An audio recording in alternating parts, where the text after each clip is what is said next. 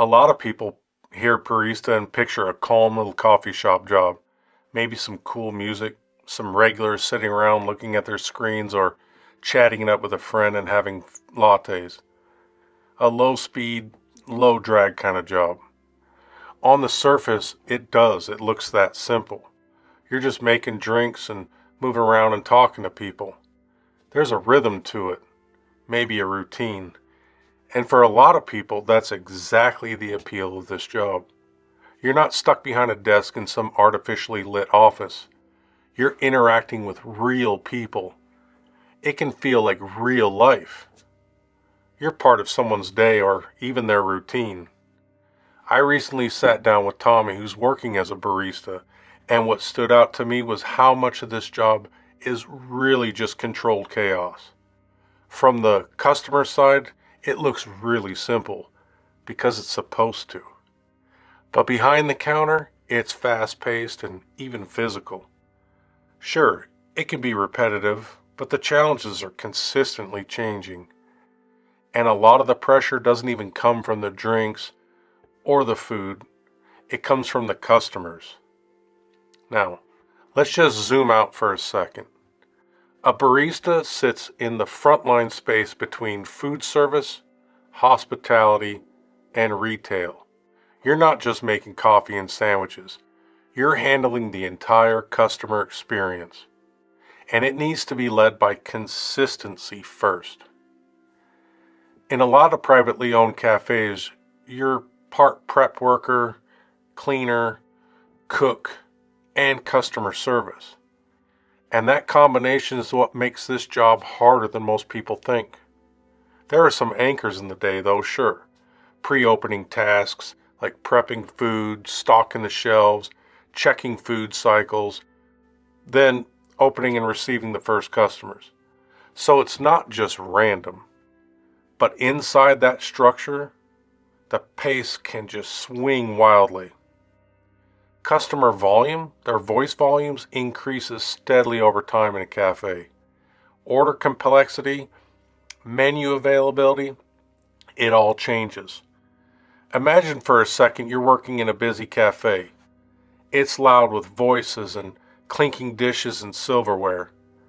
Then somebody orders a strawberry cream frappuccino, no classic syrup, no whip, coconut milk, raspberry syrup, banana, no freeze-dried strawberries, 2 scoops of mango dragon fruit inclusion, very light blueberry juice in a grande cup, double blended, and 2 scoops of vanilla bean powder. Just taking that order would blow my mind. And sometimes the entire shift can feel different, just based on who walks in through the door. That was one of the clearest takeaways from the conversation. You don't really know what your customer base is going to be at any given moment. One minute you're making simple drinks and catching up on some cleaning. The next minute you're just buried in orders of customized drinks, food, and pastries. All the while, people are waiting and sometimes even getting annoyed because everyone's time is precious and everyone is always in a hurry. And you still have to get everything just right. While all that's happening, there's upkeep to do, dishes to wash, still wiping down all the surfaces throughout the day and restocking all the supplies. And most importantly, doing what you can to make your regular customers remember why they're regular customers at this place. Then there's another time aspect people don't typically understand, because people talk about slow time like it's downtime, but it really isn't. Slow time is meant for doing all the same cleaning, prepping, and resetting, getting ahead before the next rush hits. And it's gonna be here pretty quick. So the job doesn't really shut off ever. It just takes on a new feel for a little while. And that's where the pressure starts to feel heavier than people expect. If you make a mistake, the customer knows immediately. You put the wrong syrup in their drink, it's on you. Wrong drink entirely, it's on you. Wrong food, wrong sandwich items, it's all on you and it has to be remade. And that's just the small stuff. Once you get into food handling and You're dealing with allergies and sanitation, and that's when real consequences come apparent. And that's just not theoretical. You have to be aware of everything in an event a customer comes in that has food allergy. What tools you're using, what touched what was just on the counter. Because cross-contamination can happen so fast, and the customer is trusting you to get that right. And it doesn't matter how busy you are. Now, I'm not suggesting this job is super high stakes. It's not like that. It's not like you're 100 feet off the ground balancing on a steel girder. But you still have to stay sharp, because little mistakes can be impactful. And a lot of this lands on you without anyone watching over your shoulder. Sure, there are systems and recipes and standards. But inside this shift, a lot of execution comes down to the worker. You're deciding what needs attention first. You're deciding when to clean and when to prep, how to handle a complaint, and most importantly, how to keep things flowing. And emotionally, over time, this job can get right under your skin. Not because coffee is emotionally hard, but because dealing with people over and over again can be. You get rude customers or demanding customers, people taking their bad day or their bad life out on you, and that adds up over time. But on the other side of that bad customer experience, you do build relationships. You see regulars and you get to know them by their name. So there are moments that hit both sides of the directions, that hit both directions. Tommy told me about a couple that would come in all the time, an older couple. And then one day, only one of them came in. He said he could see it right away. The long face, they were just quiet. It was just different. They still ordered the same thing and sat in the same place. And it's at this moment when you are a barista, you're not just making coffee and sandwiches anymore. You become a part of someone's routine. And for the barista who becomes intimately familiar with their customers, this can weigh on them.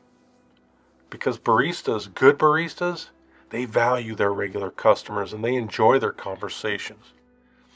That means the job isn't just a physical thing. It can be emotionally draining in a different kind of way. So if I had to simplify a simple day on what it's like to work in a cafe, I would just say, look, you come in, you get set up, you start prepping for the open, you turn on the ovens, maybe putting things in, turning on the lights, the air conditioner's turning down. Then you're just making sure everything's clean and ready to go, because service starts right away. And from there, it's a cycle. Orders, drink, food, cleaning, restocking, adjusting, and then starting over. Then later, breaking things right back down to reset everything for tomorrow. But the real story isn't the routine. The real story is that the middle of the day can swing. And the pace isn't something that you, as a barista, get to decide. Now, for the income, that actually sounds pretty good, even when you see how it actually plays out day to day. A lot of it depends on tips, and sadly, tips we know are unpredictable. Some shifts are better than other shifts. Some customers are better than other customers. So even with a base pay, your actual take-home money can still feel inconsistent. However, the good part of that is you do tend to always have cash money on hand. It also has to be weighed against the pace of the work. You're on your feet, moving, cleaning, handling people interactions, and maybe working different shifts, sometimes in the morning and sometimes closing. So the pay has to be understood alongside the good aspects of the job as well as the challenges. Now, just to put some real numbers around that, most baristas are making somewhere in the range of $12 to $18 an hour as a base. And that depends on location and experience. With tips that can move into around $15 to $25 an hour on a good shift. But again, that's not guaranteed. And that's important because the upside isn't coming from big jumps in pay at a barista level. If you stay in this field, the next step is usually shift lead, assistant manager, or even store manager.